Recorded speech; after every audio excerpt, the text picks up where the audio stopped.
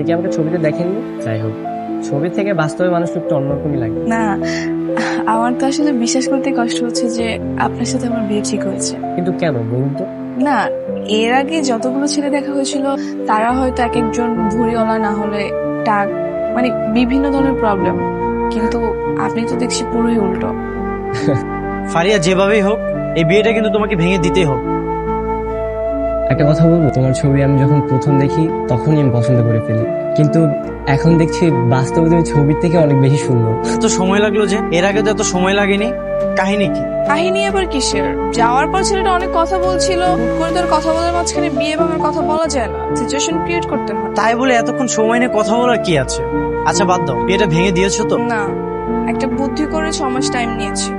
এখানে সময় নেওয়ার কি আছে? তোমার না বিয়েটা ভেঙে দেওয়ার কথা ছিল, তাহলে তুমি আবার সময় নিলে কেন? এভাবে বারবার বিয়ে ভাঙাটা যে কত বড় ঝামেলা তুমি কি সেটা বুঝো? তাই আমি সময় নিয়েছি, যেন সামনের 6 মাস বাবা কোনো ছেলে দেখতে না পারে। এটা কোনো কাজ হলো ফারিয়া? এখন তো ছেলেটা বারবার তোমার সঙ্গে দেখা করতে চাইবে, ঘুরতে যেতে চাইবে, তখন? বললেই হবে নাকি? আর বাসায় এভাবে বারবার বিয়ের কথা ঘোরাতে আমার ভালো লাগে না। তুমি আমার সিচুয়েশন একটুও বুঝো না। ঠিক আছে, তুমি রাগ করো না। আর দেখা করলে সমস্যাই বা কি? দেখাই তো করবে, সিনেমা তো দেখতে যাবো না। ঠিক আছে, তোমার যা ইচ্ছা তুমি তাই করো, কিন্তু একটু সাবধানে থেকো। আচ্ছা, তোমাদের সমস্যা কোথায় বলো তো? তোমরা এত ছেলে দেখে কি করবে? সরকারি চাকরিজীবী ছেলের গোডাউন দিবা? এই ছেলে যেহেতু একটু সময় নিতে চাচ্ছে, তাহলে সমস্যা কোথায়? না, সমস্যা নাই, কিন্তু বলছিলাম যে এতগুলো দিন অপেক্ষা করতে করতে ওই ছেলের মন যদি আবার ঘুরে যায় তখন? তখন দেখা যাবে। এই ছেলেকে যদি তোমাদের পছন্দই হয়েছে তাহলে একটু অপেক্ষা করো, একটা নিয়েই থাকো। হ্যালো, কি করতেছো তুমি? এতক্ষণ লাগলো যে কলটা রিসিভ করতে? ফোন বিছানায় ছিল আর আমি বারান্দায় ছিলাম। তুমি কি এখন আমার উপর রাগ করে আছো? কেন রাগ করবো কেন? না, তেমন কিছু না। ওই তাসিফের সাথে দেখা করে আসার পর তোমাকে কি নাকি বলেছি। আমার এতটা রুট ব্যবহার করা ঠিক হয়। বুঝতেই যখন পেরেছো তাহলে আর করো না। আর এটাও তোমাকে বুঝতে হবে, আমি যা করি সব তোমার জন্যই করি। আমি জানি তুমি আমার জন্য ফ্যামিলির কাছে অনেক কিছু সহ্য করো। আমাকে আর কিছুদিন সময় দাও, আমি অনেক চেষ্টা করতেছি। দেখো একটা না একটা চাকরি হয়ে যাবে। তাড়াতাড়ি হলেই ভালো। আচ্ছা শোনো, আমি রাখছি, খালামণি কল করতেছি তো, আম্মুর সাথে কথা বলবো। খালামণি তোমার আম্মুর নাম্বারে কল না দিয়ে তোমার ফোনে কল দিল যে? সেটা আমি কি করে বলবো? কল দিতে পারে না। সরি। ঠিক আছে, তুমি তাহলে কথা বলো। ঠিক আছে, রাখো। হ্যালো, কি ঘুমিয়ে পড়েছিলে? ঘুমিয়ে পড়লে কি আপনি কল ওয়েটিং পেতেন? তোমার তো মানুষের কথা বলতে পারে না, তাই না? বাহ, তোমার হাসিটা তো খুব সুন্দর। আফসোস তোমার হাসিটা আমি সামনে থেকে দেখতে পাচ্ছি না। এত তারা কিস? বিয়ে হলে তো সারাক্ষণ দেখতে পারবে। তা ঠিক আছে, কিন্তু আমি তোমাকে এইভাবে হাসতেই বলবো সবসময়। তখন তো মানুষ আমাকে পাগল বলবে। আমার বুকে পাগল বলবে? এরকম সাহস কার শুনি? এই, এখনো কিন্তু বিয়ে হয়নি। তো কি হয়েছে, বিয়ে তো হবেই। বিয়ের পরে তুমি যখন বাসায় আসবে সবাই দেখে বলবে এ তো বউ না, আসমানের চাঁদ। বাবা, সরকারি চাকরিজীবী ছেলেরা যে এত রোমান্টিক হয় আগে জানতাম না তো। তুমি যখন আমাদের বাসায় আসবে প্রতিদিন তোমাকে আমার বাসার ছাদে নিয়ে যাবো। কেন? আমার প্রতিবেশীরা সবাই আসমানের চাঁদ দেখতে চায়। এইভাবে বললে কিন্তু লজ্জা লাগে। তাতে কি হয়েছে, লজ্জা কিন্তু মেয়েদের অলংকার। আচ্ছা ঠিক আছে, আজকে রাখি, পরে কথা হবে। আচ্ছা ঠিক আছে, আল্লাহ হাফেজ। বাই। এই, তোমাকে বলছি না আমি খালামণির সাথে কথা বলতেছি, তুমি তারপর বারবার কল দিচ্ছ কেন? এতক্ষণ ধরে তুমি তোমার খালামণির সঙ্গে কথা বলতেছো? তো আমি কি করব? খালামণি যদি কল না কাটে তাহলে কি আমি জোর করে কেটে দিব? না, আমি সেটা বলি। তাহলে কেন বললাম? আর তুমি আমাকে বারবার সন্দেহ কেন করতেছো? আমি তোমার জন্য এত কষ্ট করতেছি, তুমি বারবার আমাকে সন্দেহ করতেছো। আচ্ছা সরি, আমি আর তোমাকে সন্দেহ করবো। ঠিক আছে রাখো, কালকে দেখো। কি রাগ করে আছো? কথা বল। তোমার আজকে ইন্টারভিউ ছিল? ভালো হয়েছে, ওই ইন্টারভিউ শেষ করে আসলাম, এই জন্য একটু লেট হয়ে গেছে, সরি। কত গাড়িতে দেখছ সুন্দরী রাগ করছে রে, মাথাটা গরম হয়ে গেছে, পরিবেশটা গরম হয়ে গেছে, মাথা না বাতাস কর, বাতাস কর, খুব গরম, একটু বাতাস কর। আর সুন্দরী এত রাগ করলে ভালো লাগেনি। সুন্দরী চাঁদটাকে দেখার জন্য আমার মনটা ছটফট করছে। সুন্দরী কি 5টার পরে আমার সঙ্গে একটু দেখা করতে পারবে? 6টার দিকে সেই রেস্টুরেন্টে থাকলেই হবে। ফোনে কি করতেছো? না তেমন কিছু না, ওই আমার ফ্রেন্ড টেক্সট করছে তো ওটা রিপ্লাই করতেছি। আচ্ছা আমি তাহলে যাই। ঠিক আছে চলো, আমি তোমাকে পৌঁছে দিই। না না না, আমি একা যেতে পারবো, তুমি যাও। সে কি তোমাকে এখানে আসতে বলেছে? সে অলরেডি অপেক্ষা করতেছে, তুমি থাকো, আমি গিয়ে কথা বলবো। সে কি তোমাকে ডেকেছে নাকি তুমি তাকে ডেকেছো? আমি ডেকেছি। কেন?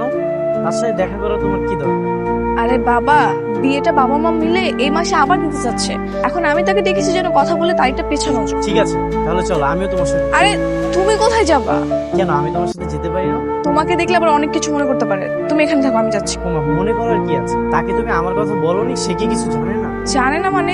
তোমার কথা আমি তাকে কিভাবে বলবো? আজব তো। সে কিছু জানে না মানে?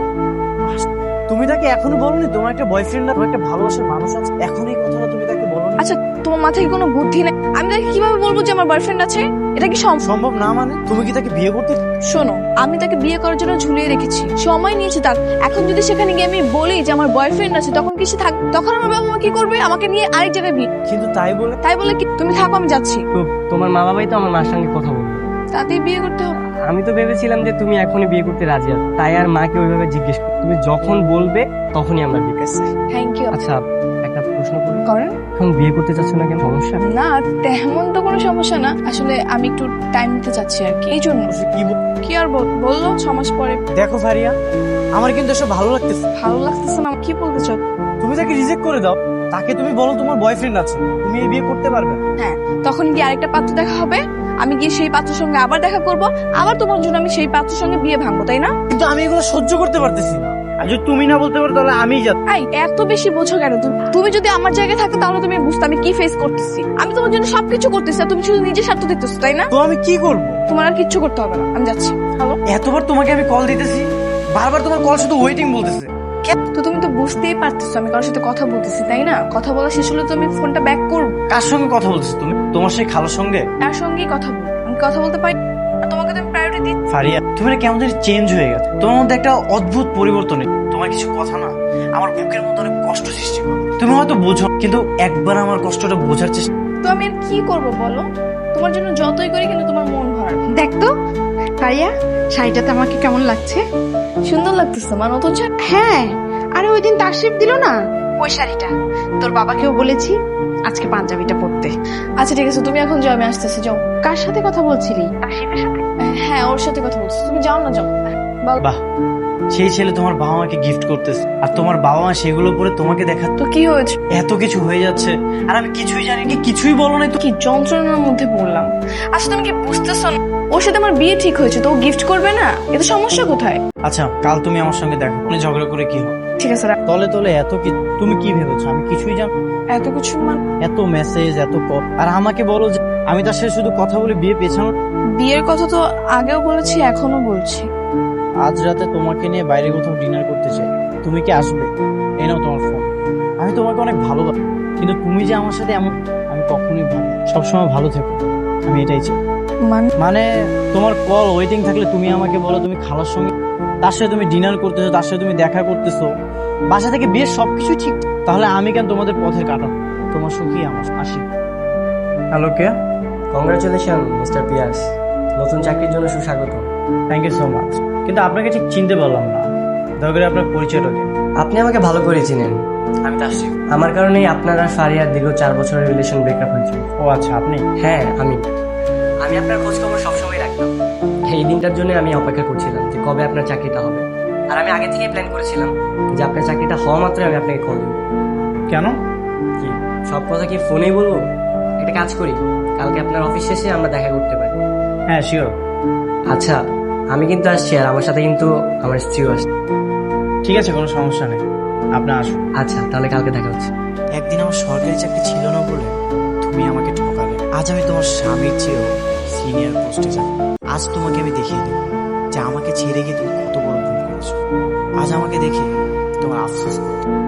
আপনি তো বলেছিলেন আপনার সঙ্গে আপনার ওয়াইফ নিয়ে আসবে, কিন্তু সে কোথায়? তাকে দেখছি না। এই যে আমার ওয়াইফ মারিয়া। মারিয়া উনি হচ্ছেন মিস্টার পিয়াস। ওনার 4 বছরের ভালোবাসার মানুষের সঙ্গে আমার বিয়ে ঠিক হয়েছে। ওর মুখে আপনার কথা অনেক শুনেছেন ভাইয়া। জি আমি ভালো আছি, কিন্তু আমার একটা কথা মাথায় আসতেছে না, ওর সঙ্গে যদি আপনার বিয়ে হয় তাহলে ফারিয়ার কার সঙ্গে বিয়ে হয়েছে? আপনাকে কে বলেছে ফারিয়ার বিয়ে হয়েছে? মানে কি, ফারিয়ার বিয়ে হয়নি? না, ওর এখনো বিয়ে হয়নি। ও একজনের জন্য অপেক্ষা করছে, আর সেই মানুষটা হচ্ছে আপনি। আপনাকে অনেকদিন যাবত কথাটা বলবো বলবো বলে আর বলা হয়নি। আপনার চাকরিটার জন্য অপেক্ষা করছি। আপনার থাকেন, আমি আসি। ভাইয়া কিছু খেয়ে যান। ওর গলায় এখন আর কোনো খাবার নামে। আন্টি আসসালামু আলাইকুম। ওয়ালাইকুম আসসালাম। ফারিয়া কোথায়? ফারিয়া তো রুমে, কিন্তু তুমি কে বাবা? আঙ্কেল ফারিয়ার রুমটা কোন দিকে? ওইদিকে। ফারিয়া? তুমি হ্যাঁ, কেমন আছো তুমি? এতদিন পর এসে জিজ্ঞেস করতেছো কেমন আছি। তুমি যে তাকে বিয়ে করনি সেটা আমাকে জানালে না কেন? কেন একবার বলনি? কিভাবে জানাবো? সেদিন তুমি চলে যাওয়ার পর সব কন্ট্রাক্ট অফ করে দিয়েছো।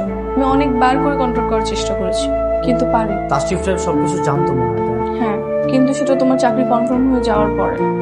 আমি যখন তোমাকে খুঁজে পাই তখন তুমি ট্রেনিং এ গাজীপুরে ছিলে, তাই আর তোমার কাছে যাইনি। তাই বলে তুমি আমাকে জানাবে না? কিভাবে জানাবো? তোমার চাকরি হওয়ার পর যদি তোমাকে আমি জানাতাম তাহলে তো তুমি আমাকে লোভী ভাবতে হয়তো তোমার চাকরি হয়েছে তাই তোমার কাছে ফিরে গিয়েছি, এই জন্য। সেই জন্য তুমি এভাবে একা একা দিন পার করছো? একবারও ভাবলে না তোমার জন্য আমিও কষ্ট পাচ্ছি? ভালোবাসাকে মুক্তি দিতে হয়। যদি সত্যিকারের ভালোবাসা হয় তাহলে সেটা কোনো না কোনো একদিন ঠিকই ফিরে আসে, আর যদি না আসে তাহলে সেটা দুর্ভাগ্য। আমি বুঝতে পেরেছিলাম তুমি আমাকে ঘৃণা করো, আর যখন কোনো ভালোবাসা ঘৃণা জন্মায় না তখন আর ওই ভালোবাসাটা থাকে না। আঙ্কেল, আমার নাম পিয়াস। আমি আর ফারিয়া দুজনকে 4.5 বছর ধরে ভালোবাসি। কি বলছো বাবা তুমি এইসব? জি আন্টি, আমি ঠিকই বলতেছি। আমার একটা সরকারি চাকরি হয়ে গেছে, আমি ফারিয়াকে বিয়ে করতে চাই। আর এতদিন ফারিয়ার যতগুলো বিয়ে ভেঙে গেছে সবগুলো আমার জন্য। তার মানে তুমিই সেই ছেলে? জি আঙ্কেল। আর বাবা, তুমি যে প্রতিষ্ঠিত হয়ে আমার মেয়েকে বিয়ে করার জন্য আমাদের বাসায় এসেছো, কি হলো? তুমি আবার ওখানে বসে রইলে কেন? আজকের দিনটা আমি সারা জীবনে স্মরণ করব। আর কালকে আমার বাবা মাকে এই বোকা কাঁদতেছে, একদম কাঁদবো না।